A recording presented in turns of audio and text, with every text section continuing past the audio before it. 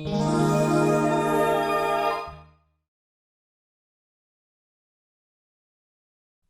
this section, we will discuss how it is possible to graphically visualize information and the stories that the data tell us. Alberto Cairo is an internationally known data visualization guru. In his book, The Functional Art, he explains how the transformation of data and numbers into graphic form allows everyone to know the stories behind that data and those numbers, which at first risked remaining hidden or understood only by a few. Data visualization is a crucial aspect. It is essential to choose a visualization mechanism that is appropriate for the type of data available, because if chosen correctly, it will allow for a full understanding of the meaning of the data. If chosen incorrectly, it can distort the meaning completely. It is therefore necessary to be very careful when creating data visualizations.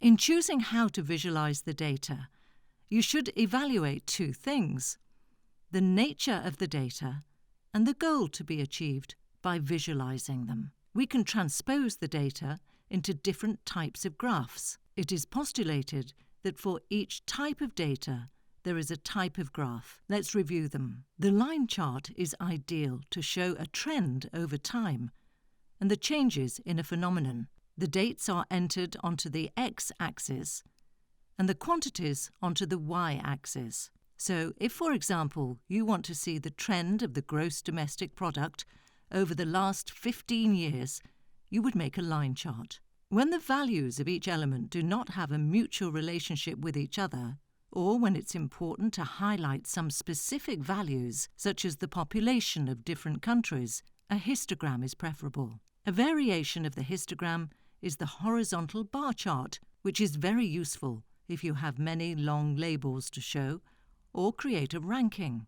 Here, the information is on the left part of the display, so more space is left and the reading is made easier and more pleasant. There is also the pie chart, which has a very precise rule.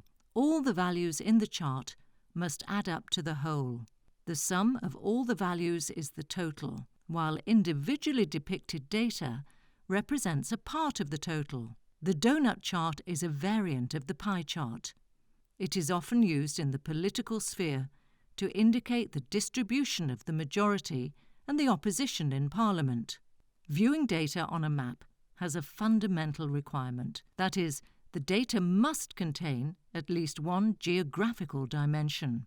Representing data on a map can be done in three ways: dots, which indicate the geographical locations, with specific coordinates, latitude and longitude, to which the data refers, addresses, cities, etc. Lines, which indicate a set of connected dots and related data, roads, routes. Perimeters, that is, polygons that delineate certain areas related to the data. Neighbourhoods, municipalities, provinces, regions, nations. There are also different types of maps, which show the phenomena as distributed across geographical areas. The choropleth, which shows a range of colours from the darkest shade to the lightest, based on the size of the data. In this case, we see that the circulation of newspapers is greater in the north and less in the south. Cartograms, which use the same dynamic as the choropleth, but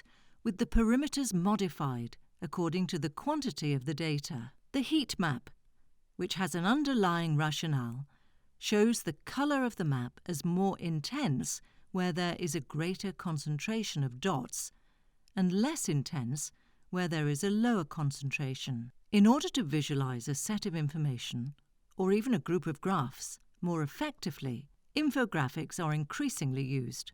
That is, boxes of in-depth information on a phenomenon, accompanied by visualizations.